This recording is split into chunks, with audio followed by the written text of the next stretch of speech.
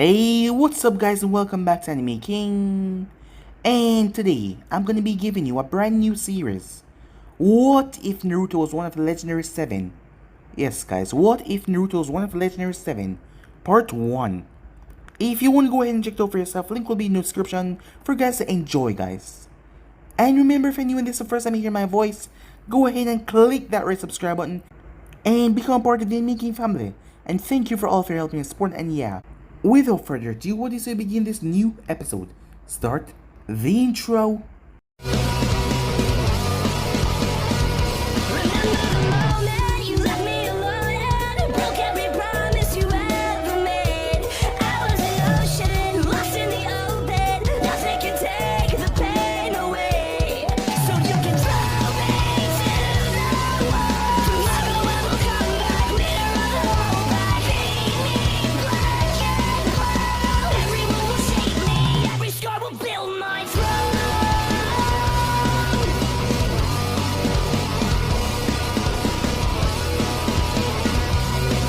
Genjutsu, Hojiki.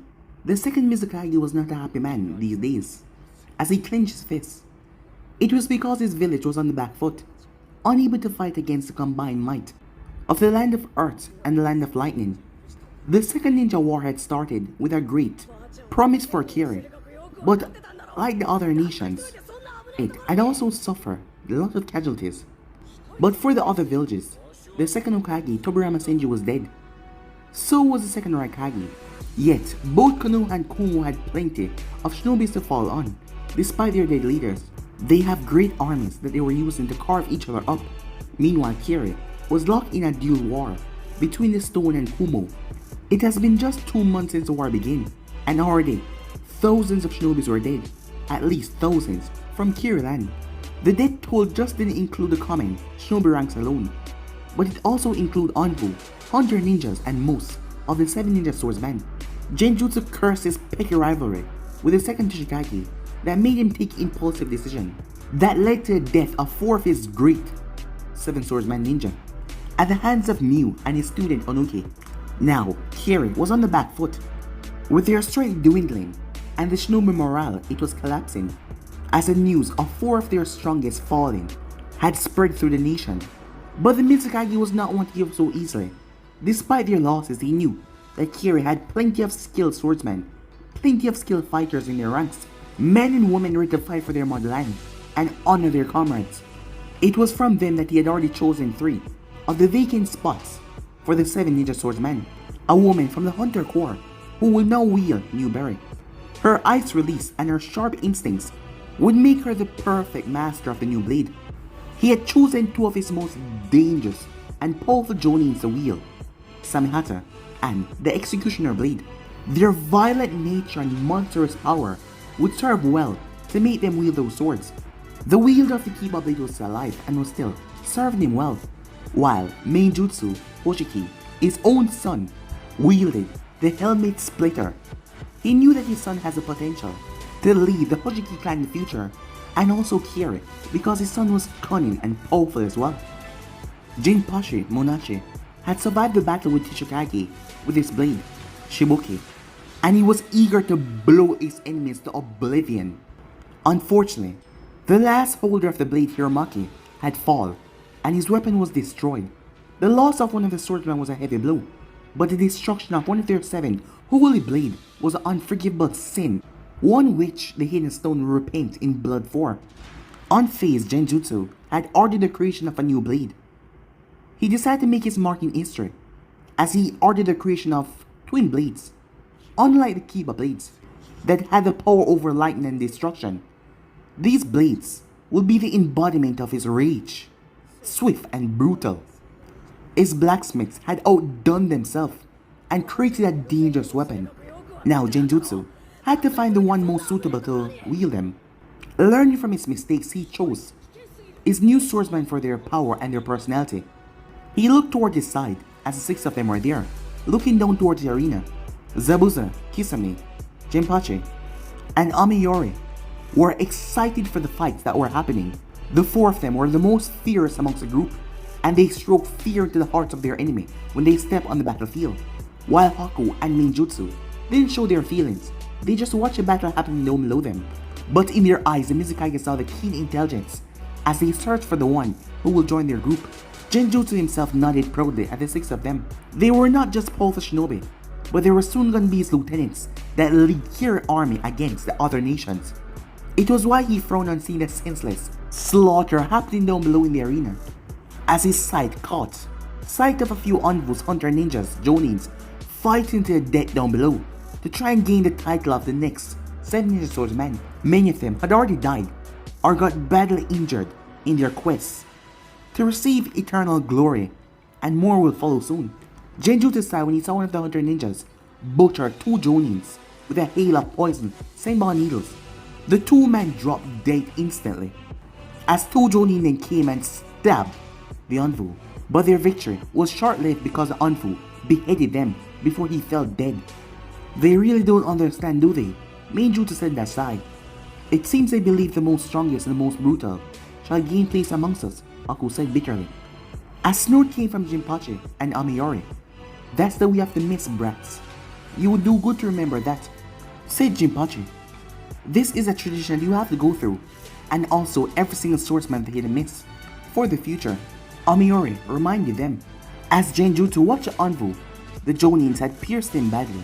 There was no way that he was gonna live, as he gasped for air. Genjutsu didn't know why he was doing this, why this was still going on.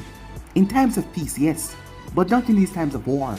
But he also knew he had to tread a careful line with Kiri Elite Ninja's clan, who preferred the old ways, even though it was senseless at most times.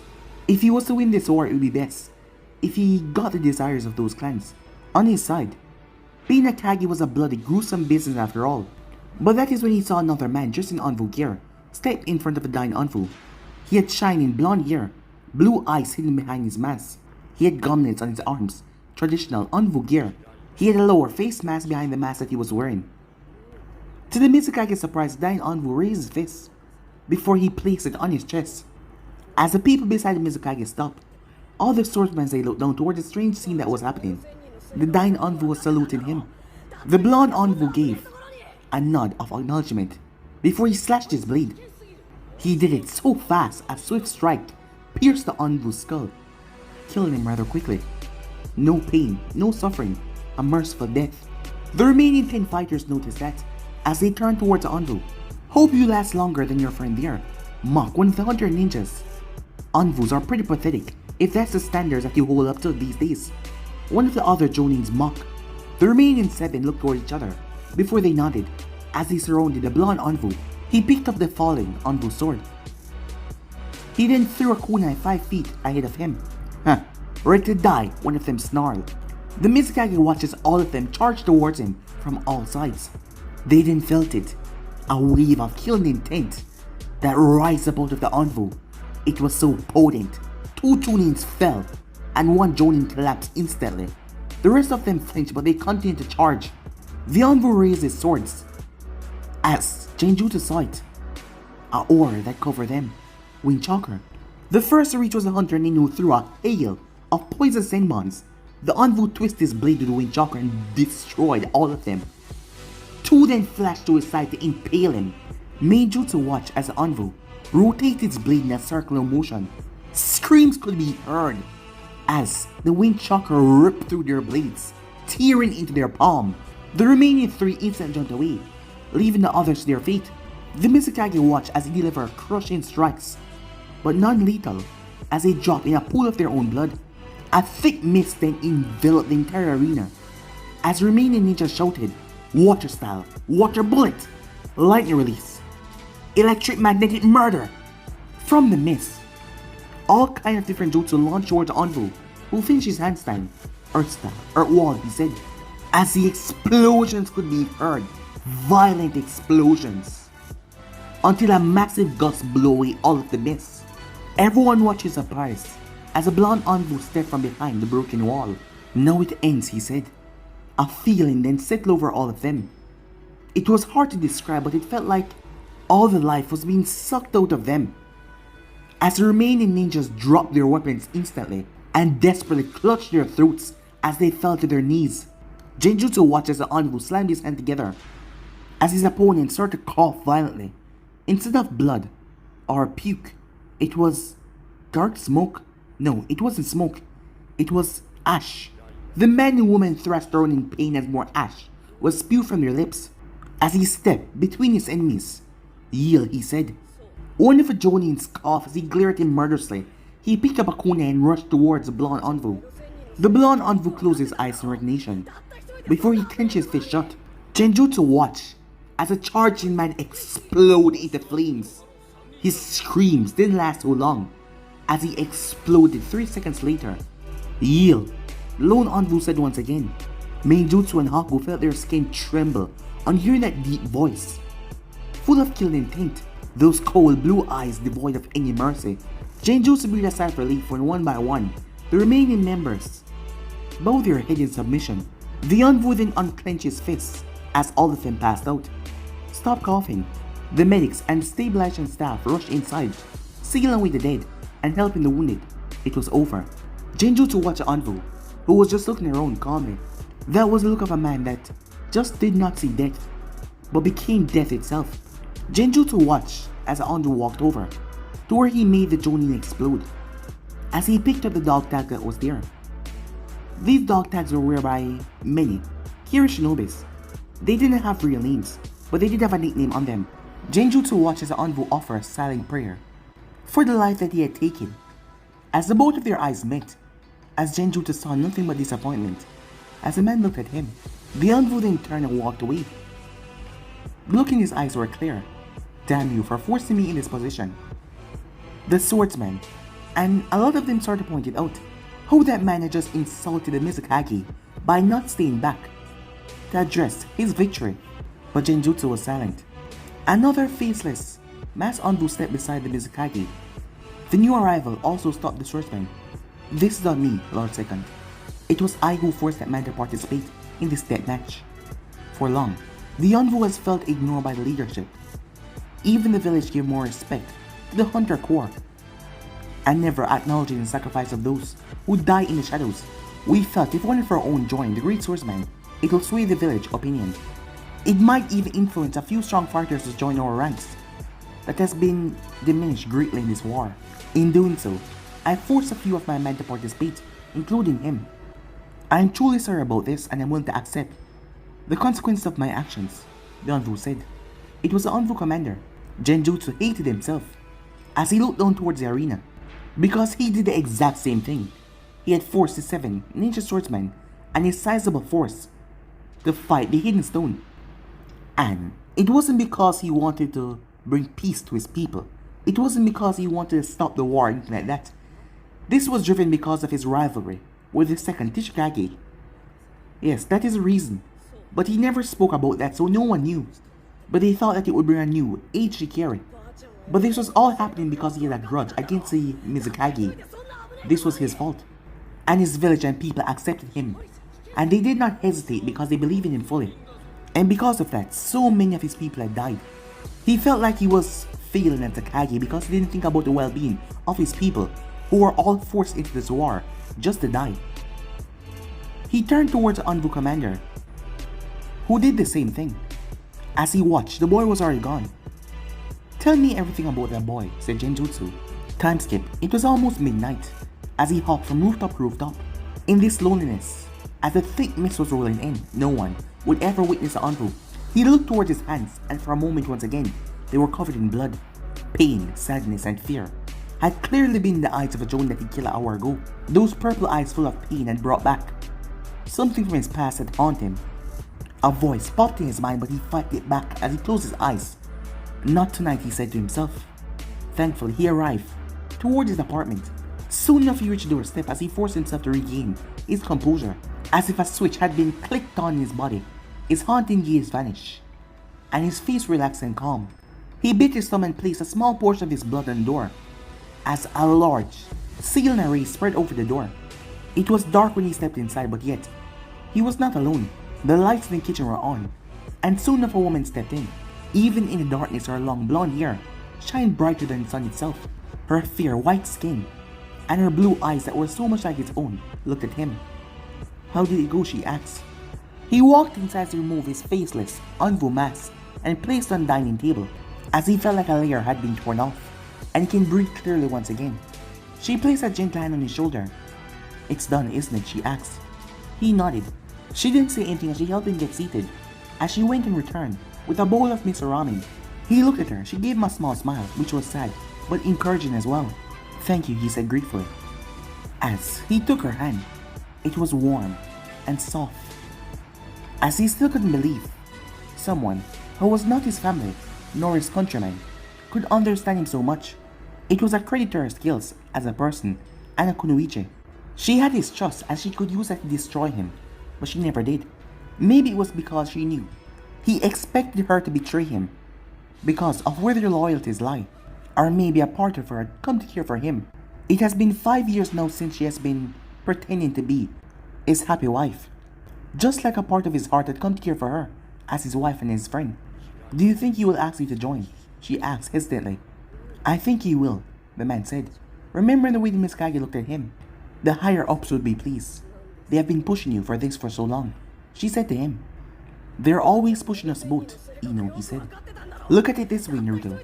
You'll be more closer to Miss Kage, more closer to what we have been working for the past 5 years. In the Envoy, you had to watch every step of yours. But now, it's gonna be different," she said. "Nothing is ever easy, Ino. I've never felt like your job in the Hunter Corps was anything easy, nor will it be safe just because I'm one of the 7 now. We still have to be careful." As she nodded, he took in a deep whiff of the food down below him. His eyes were closed, but she could tell that he was pleased with the effort. As he had a happy smile on his face, she stepped behind him and placed her hand on his shoulders. As he felt calm chakra rushing through his body, as he started to eat. As he ate, she just stood there until she leaned down. As he moved forward as both of them shared a kiss. It was a simple gesture shared between the both of them. The both of them fought for their home. She fought for her home and he fought for his. Even though they haven't seen their home in years now. He heard knocking on his door. As he heard a voice, he knew who the voice belonged to. It only meant one thing. It was time. Time skip. Genjutsu and the others had gathered in the office. Him and all the 6 remaining swordsmen. In front of them was the Anbu commander, who just submitted every single file that they had on the mysterious Anbu who won the battle. We call him the Young Wolf, a code name given to him by the previous Anbu commander because he was one of the youngest to join our ranks. He has never lost any battle or failed any mission assigned to him, no matter how tough or painful, said the Anbu commander. "He's just a boy," said Genjutsu, surprised by the boy's young age, despite what the record said. "He's an orphan, my lord. He used to sneak into the academy and attend classes for a year in order to become a shinobi. He was good enough not to get noticed until one of our retired Anbu entered the academy for teaching and caught him. He saw the boy's potential that day and gave him to the Black Ops, and we made him one of us after seeing his potential, and he has never disappointed so far," the Anbu commander said. These records say that his birth village is Naki Village, near the eastern coast, a small fishing village. "What about his parents?" asked Mainjutsu. "We did investigate, but we found no concrete records, Lord Mainjutsu. However, the village was filled of orphan children from the last war. Kiri was just being established fully, and records were not being maintained properly until their father established a proper system. But I assure you, he's one of our finest, and a loyal soldier of Kiri," said the Anbu commander. "Huh, Naruto, what a strange name. No surname?" Kisame asked as he read through the records. "Unfortunately not. He's already married, and to a pretty blonde hunter. A shame for you, Haku," Amira said, as Haku glared towards the girl, before she turned her attention towards the Mizukage and his son. Even Zabuza watched her closely. "The girl that he's married to is called Ino, a successful hunter ninja who I know in passing, if not as a friend," Haku said. "Huh. He's got quite the body count on his hands for someone so young. 234 confirmed kills. Not a bad start," said Zabuza. While everyone was familiarizing himself with Naruto history, Genjutsu caught something that the Anbu commander didn't want him to see. "If he's such a fine officer, then I would have surely heard about him until now. Why was he being kept away from me?" "Well, Naruto is a bit strange, my lord. From what I've seen, he only has a handful of friends and lives peacefully with his wife. He's loved by his juniors and respected by his peers and leaders, but he hates the spotlight so much that he insists on keeping his mission record secret. even amongst Anfu. He was one of the candidates I was hoping that would succeed in the future. But he doesn't like leadership at all, the Anfu commander said. What about this mission, Genjutsu said. The records say that he disobeyed orders and went behind enemy lines, despite commander telling him to retreat. Genjutsu could not have any loose cannon in his ranks. He needed them to be emotionally and physically ready. But Genjutsu saw the Anfu commander instead of flinching back. He stood with pride. We sent 2 squads to assassinate an important political figure in Land of Fire. The mission was a success and Naruto managed to evacuate his squad successfully. However, another squad was ambushed by Konoha Anfu. Some were killed while the rest were taken prisoner. When he learned of this, he disobeyed command and went back for the prisoners who were captured. Only 2 were alive when he found them. He killed the Konoha Anfu and erased all evidence of Kiri involvement in the incident.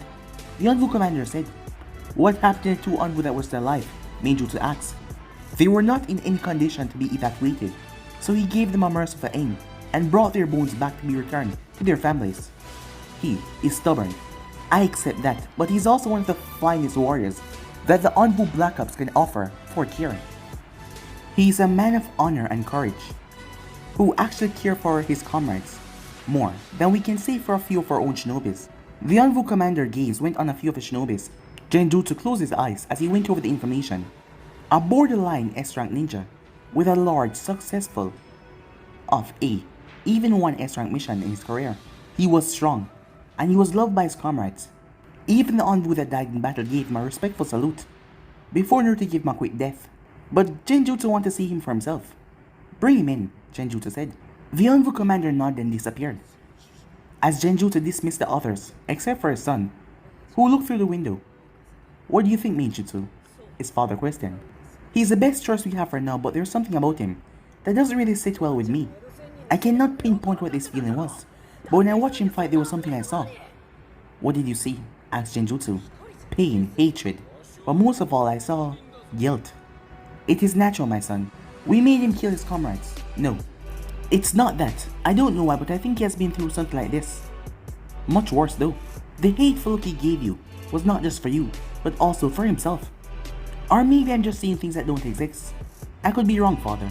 You have tested his worth as a shinobi. Now test him as someone that is capable of leading and carrying out orders to fulfill his best for Kiri. I know you can do it with that main jutsu vanish." It was a well-known fact that main jutsu had very sharp instincts that were even better than Genjutsu. His son was right. He needed to evaluate the boy himself. So he waited. As a knock came on the door after a few minutes. As he allowed the person to enter, he looked at the mask's face. "Remove your face mask." As he obeyed without hesitation, showing his clean, shaven face. "You disrespect me," Genjutsu said, with a stern glare. "Your actions did not warrant my respect," said Naruto. As the man's eye twitched, but a tiny smirk was on his lips. "They told me that you were blunt, but now I knew why." As he gestured for Naruto to sit down. As Naruto went to sit down, he was a young and handsome man. But his eyes reflect this hardship that he has been through in his life. "I have gone through your career, and I must say it's rather impressive. Kiri needs sons like you to help us win this war. I am at my service, nation. But the decisions that you have made so far, you're not worthy of my loyalty," said Naruto. Genjutsu was shocked. Never in his life has he met someone who didn't fear him or respect him. A fellow shinobi. It was surprising. Many did not like him, but they never said anything to his face. But this boy, "I can have you executed for that," he warned, his killing intent spiking. "You can, but it will only prove my point. A Mizukage who has to threaten to get their point across is no Kage." As Naruto looked directly into the man's eyes, "What have I done to earn so much scorn?" asked Genjutsu. "You failed your people. You started a war with the Hidden Stone when there was slim to no chance of winning, and you got your man miserably killed. You allow a slaughter of dozens of your men just so one of them could become a 7 ninja swordsman. You can say it was tradition and many was hoping that you kept up tradition, but when I saw it in your eyes, you wanted to stop because you saw what a wasteful, pointless tradition that it was. But you're afraid to do so, and because of that weakness, man died." "My man," said Naruto as he pushed a photo of a 14-year-old boy towards the Mizukage. "Do you know who he is?" Naruto asked. To his shame, Genjutsu did not know the shinobi even if he was dressed in Kiri uniform. "My subordinate. A boy who I recruited in the Envoy because he had great potential. A boy who had to fight in your senseless competition. I had to put him out of his misery, watching all of his hopes and dreams fade when my sword delivered the mercy killing. He died because you were weak. He died because you didn't have the spine to shut down the morons who are asking for this bloody, gruesome scene. When your shinobis are out there dying, you're having them slaughtering each other inside here as well. You demand respect, but you deserve none, said Naruto. Genjutsu saw. On the photograph, there was a man and a woman behind the boy. His smiling appearance. What would you do if you were in my position? Because deep down the Mizukage knew that Naruto was right, but yet he still allowed it to happen. I will do what is right for our people, no matter how difficult or how painful it might be. You are not here to make people happy. You're here to keep them safe and prosper. Command me to lay down my life for Kiri, and I will do so in a heartbeat. But I will not let my man life be destroyed for nonsense, said Naruto. You have a stronger will than mine. As the Mizukage got up and moved towards the window, he was soon joined by Naruto as both men looked at the village that was currently at peace. I understand that you're angry with me, disappointed even, however, Kiri is full of people that are stuck in the old traditions, and even as Mizukage my power is limited in certain matters. The boy was about to say something, but Mizukage raised his hand, stopping him. As the Mizukage then clenched his fists, as Naruto felt a fraction of his power, and it was immense. But you're right. I must do what is right for my people, even if it means taking decisions that are not acceptable to them. I shall strive to achieve that goal, he promised sincerely, as he offered his hand towards the young boy. But instead of taking his hand, Naruto stepped back and unsheathed his blade. As the Mizukage watched him as Naruto knelt and pledged his blade. Then I, Captain Naruto, of the Envoy Black Ops, hereby promise my life in the service of this great nation and in the Mizukage. I swear on my honor and life to protect this land, the people, with everything that I have. From this day forth, I shall live, I shall fight, I shall die as one of the 7 ninja swordsmen of the mist. As Genjutsu looked at the boy, a few would be insulted that Naruto didn't say that he was gonna fight for them, because he didn't say that he was gonna fight for Genjutsu. But that just made Genjutsu even more impressed. The boy would fight for Kira and any other Mizukage that might come. He pledged his life, everything for the village. Strangely, it warmed the man's heart to know that there were still people out there like this. As he kneeled, surprising Naruto, and placed a hand on Naruto's shoulder. Thank you, son. I, Genjutsu, Hoshiki, Lord Second, swore to never misuse your loyalty. I wish a few people could have seen this day, Naruto said regretfully. Your records didn't say much, said the Mizukage. I kept it that way, and I would like it to remain so. Too many bad memories, said Naruto. As the Mizukage nodded, I understand. The only thing a man can do is move forward no matter how painful the past is. As he helped the boy rise back on his feet, the boy was controlling of his emotions. Well, he did serve in the Envoy Black Ops. That was a part of the job. As Genjutsu looked at Naruto, perhaps this is what his youngest son would have been like. As he thought about that, he remembered his wife, with your unborn baby in her stomach, turned to dust. He would never ever forgive the bastard who took away the woman that he loved, even if it meant burning the entire world in his fury. He dismissed those thoughts as he gestured for Naruto to follow him, which he did. They both walked lower and lower into the Kage's tower until they reached the basement. The guards bowed, seeing the Mizukage. Where are we going, said Naruto. Getting you started. The Mizukage said with a smirk. After a pause, he decided to ask a question that he saw something that he couldn't explain in the arena. It must be the jutsu that he used in the arena. Is it a Kiki Genkai? As they passed toward the dark corridor, Naruto did not keep his eyes shut one bit. He kept his eyes open because those faces would come back. Those purple eyes. That one word. Why? He quickly snapped back into focus. I can't say for certain, but it is a jutsu only I can use. A few had tried to copy the same, but it didn't end well for them, said Naruto. The Mizukage knew that if someone tried to master that jutsu that was out of their element, only charred corpses would remain. Would you like to explain how that power worked? The Mizukage asked. I'll leave some notes behind when I'm dead, said Naruto. Not before that. I hope you can understand. As the Mizukage laughed at that statement, well, he can understand someone wanting to keep a secret to himself. It was another trait that he saw in many Envoy. The remaining swordsmen were waiting for them.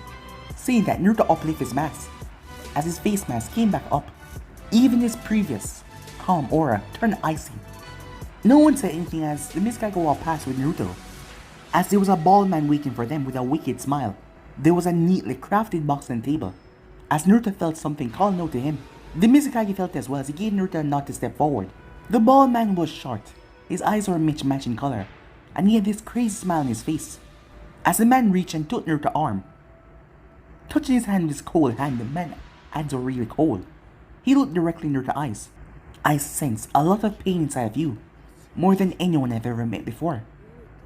It shrouds your heart like a raging storm, never to be calm. It clings to your skin like ash. You know nothing, said Naruto. The man gripped his hand more firmly. Lie to me if you desire, but never ever hide your true self from this, or it will destroy you. Before Naruto could say anything, the old man moved and went towards the box. The swordsman watched carefully as the old man removed a blade from the box, as they all felt his power, as he respectfully gave Naruto the weapon with a slight bow. As Naruto took it and looked towards the Mizukage, who gave him a firm nod, as the sword handle had the craft of a wolf on it, a tribute to his uncle code name. As Naruto pulled the blade, it was half as tall as him, and it was light as a feather, and Naruto was not short, and he noticed a seal's craft upon the metal that seemed to glow in the darkness.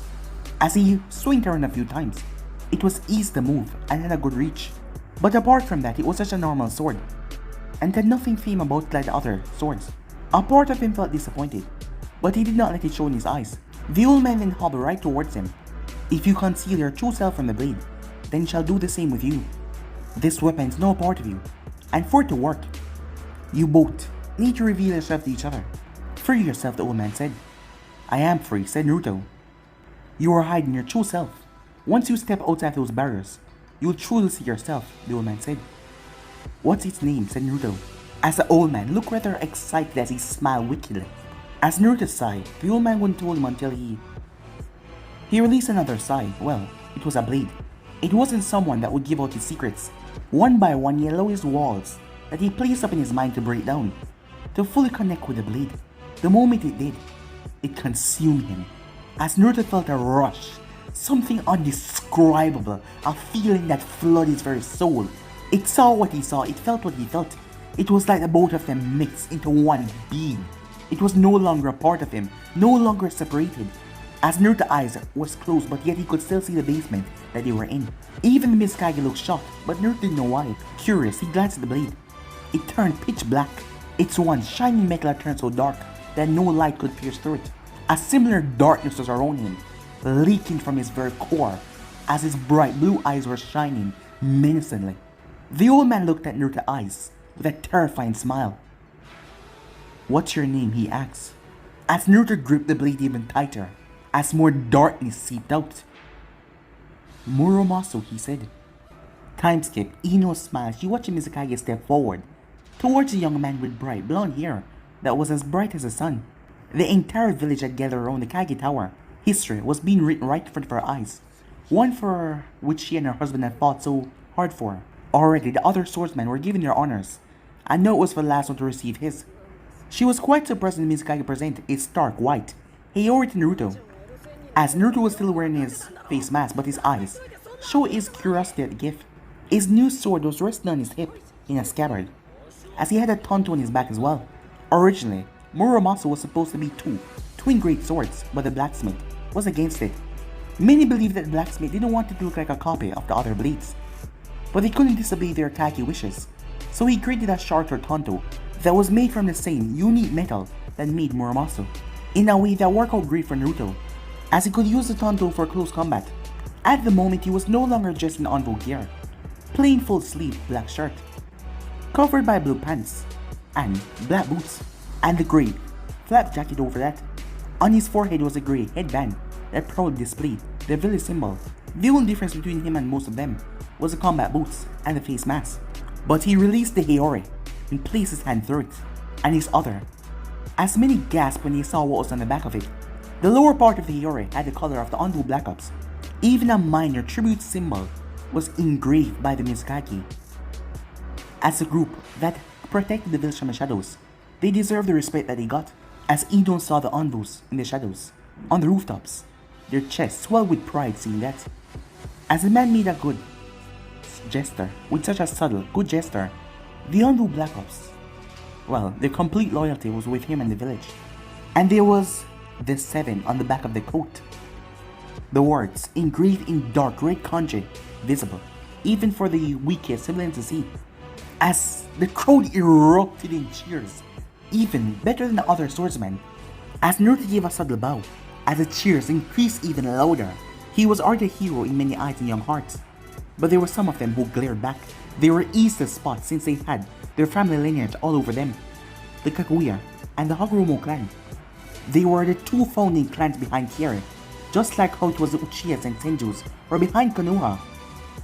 Even Genjutsu couldn't ignore them, their options. But he clearly disliked them after all. He went out of his way to find most of the commoners to place them in the 7 ninja swordsmen, none from their clan. Only Haku, Kisame, and Mainjutsu was in clans, but not a part of the Hagoromo or Kaguya clan. The remaining 4, they were commoners who rose through the ranks on their own merit. Time skip as Ino stood on the balcony of their apartment, and she looked down really amused as Naruto was trying to get in, but a few genins were crowding him. Unlike the other swordsmen, Naruto did not brush them off with a menacing glare, even if they were being impolite. Only Mainjutsu and Haku were similar to him in that way. The others would simply brush them off if they didn't want to talk to them. He is good at this, as someone landed beside Ino, another Anfu. "Hello, Sakumo," she said. The white-haired man sighed at the use of his real name, but he chose to let it go and just lean up against a wall as she activated the seals around the apartment, and again jutsu that no one could see or hear a single thing from them. Knowing that they were secure, the white fang of a leaf removed his mask as he sat at the dining table. The higher-ups were pleased with their progress and as a sign new objectives.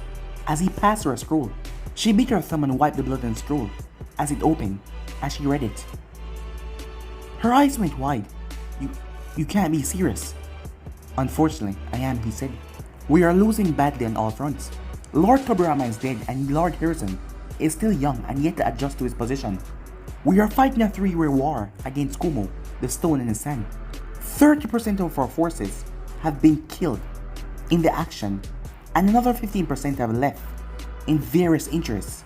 The only reason why we're still in this war is because of the might of the Uchihas and Senju clan. The Uchihas and Senju are engaged in a bitter war with the stone and the sand, with many clans like the Inuzakas, Sarutobi Aburame, supporting them along with men from the daimyo, while the rest of the Senjus are trying to hold off Kumo might with the help of the Hatakis, Naras, Hyugas, Akimichi, and the Shimura clan. Even as we speak, our people are dying by the hundreds." As Sakumo looked bitter about it because he couldn't help his people in these dire situations. But he was the leader of the operations that were going on, of all his operatives that were currently in Kiri. "What about Usu?" asked Ino. "They are the only ally we have left, and the only forces that are standing in the way between us and the Kinkaku force. Not to forget Kumo, deadly, 2, Jinjurikis, the Gold and Silver brothers." Ino bit her lip frustratedly. The Gold and Silver brothers were responsible for starting this war, along with the 3rd Hokage and his damn ambitions for conquering the entire world. The 3rd Raikage and the Kinkaku force, they ambushed the 2nd Raikage at a peace summit and started a coup, and they killed off all of his supporters with them in charge. Because the 3rd Raikage didn't want any peace, he wanted to lead this entire world. The flames of the first war had yet to die down, and a second one was erected quickly. The 2nd Raikage and the 2nd Hokage was the only ones that wanted peace. But the 3rd Raikage didn't want that. After killing his own Raikage, Gold and Silver brothers along with the Kinkaku force hunt down the fleeing 2nd Hokage, and they killed him. With the deaths of the 2 most powerful Senjus, Hoshirama and Tobirama, going down in time, the Senju will shattered, and the Uchihas were undergoing their own turmoil after losing Aizen and Madara, because no shinobi has yet to rise up to the ranks to reach those 2 levels. The moment the 3rd Raikage took his seat, he started a conflict with the Lightning Daimyo, who wanted some land that was currently in the possession of the Fire Lord. He was joined in by the Kage, who pressured the Land of Wind.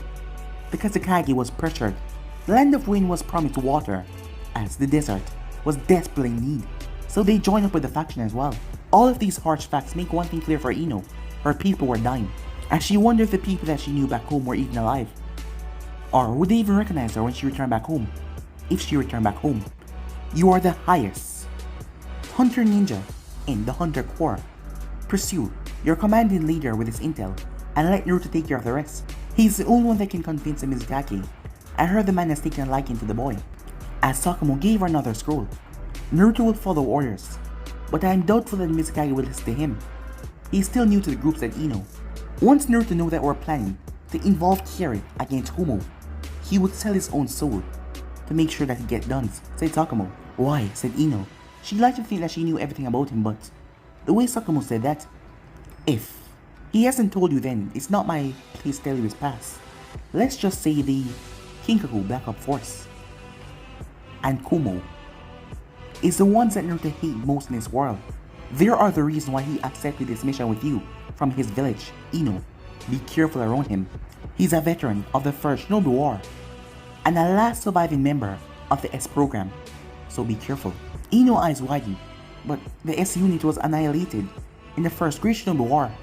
They were the special forces that Ozu had disbanded to rescue Hoshirama Senju when he was surrounded deep behind enemy lines in the Land of Lightning. In their attempt to save the first Hokage, they went up against the two Black Op units, Kinkaku units. Their intervention helped Hoshirama escape, but later on, he succumbed to his wounds. But for that to happen, the S unit had stayed behind as decoy, and they were annihilated, down to the last man. After that event, Tobirama realized that Konoha needed his own Black Ops unit, and he created them. But then, the S unit was destroyed more than a decade ago. So, then that would mean Sakamoto saw her look as he nodded. Naruto has seen war more than both of us combined.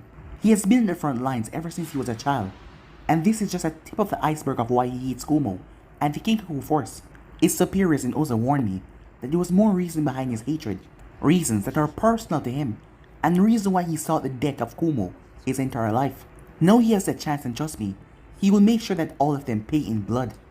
Then, they're using his hatred, said Ino. Sakamoto got up as he picked up his mask.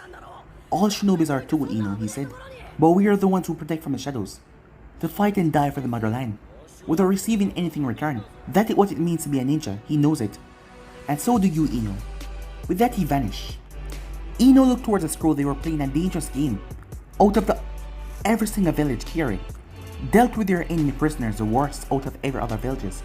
It was better to take your own life than being captured as a prisoner here. But they had their orders, and it was just like Sakamoto said. They are the roots that protect the tree from the shadows. Time skip. Ino watched as he go through 2 scrolls.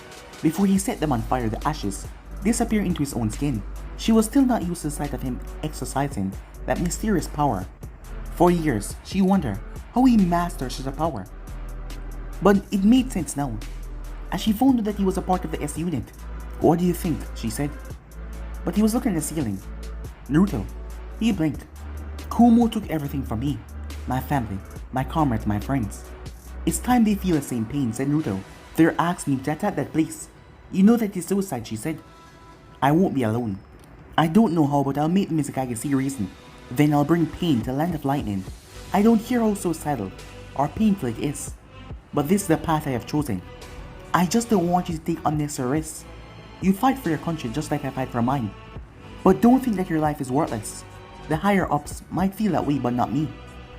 I care about you as your ally, your friend, and your fake wife, she said. He smiled back as he placed a tender kiss on her forehead. Don't worry about me. Once this war is over and our nations are safe, we shall return home. You promise, she said.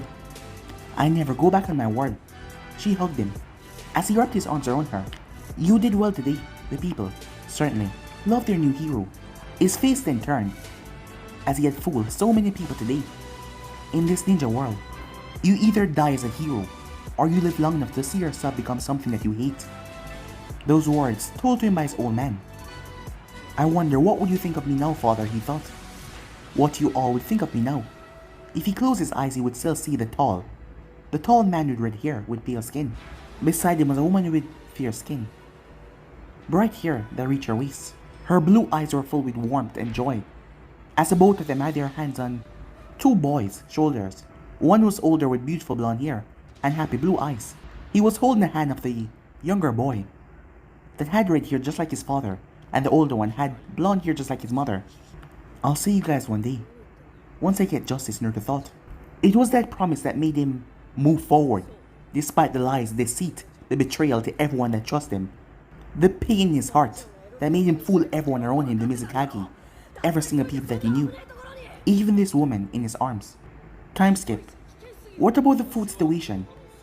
As Naruto and the other swordsmen were gathered, listening to the Kage and the other clan heads, as Naruto saw some of them send him distrustful looks, the daimyo has agreed to extend full support in terms of man, supplies, everything that he can provide, in terms that we show him gain. If not, he is determined that Kiri leadership will undergo a massive change, said the Mizukage. How dare that civilian say such a thing? Fume, the head of the Hagoromo clan. We are doing all in our power to better Kiri's future. If that civilian think that he can threaten us, then perhaps it's time for us to pay him out a short visit, said Lady Ryuka Kaguya, the leader of the Kaguya clan. The woman was beautiful. Her eyes, they just seemed to hum with something mysterious, and her chakra was dark and fearsome. Her eyes landed on Naruto. Know that we have such fine members. As our new swordsmen, I say that we put their abilities as swift use. As the Hagoromo clan head nodded, her words were caught dead in her throat when a powerful, deadly aura washed over the entire place. It felt like death itself. As everyone turned towards him, as Naruto spoke, if you feel like it's so easy to raise our hand against one of our own countrymen, then perhaps I should extend the same courtesy to a few people first, he said, as he looked at the woman. Oh, you got some balls. And here I thought you were just a pretty face, like a tease. As Naruto placed hand in his blade and unsheathed a bit, there was a terrifying scream that came from the blade itself, an unholy scream. To the point the Mizukage had to give Naruto a stern look as he sheathed back his blade. No one is going to raise any weapons against their comrades anymore. Those who do will be executed right away, said the Mizukage. Of course, Lord Second.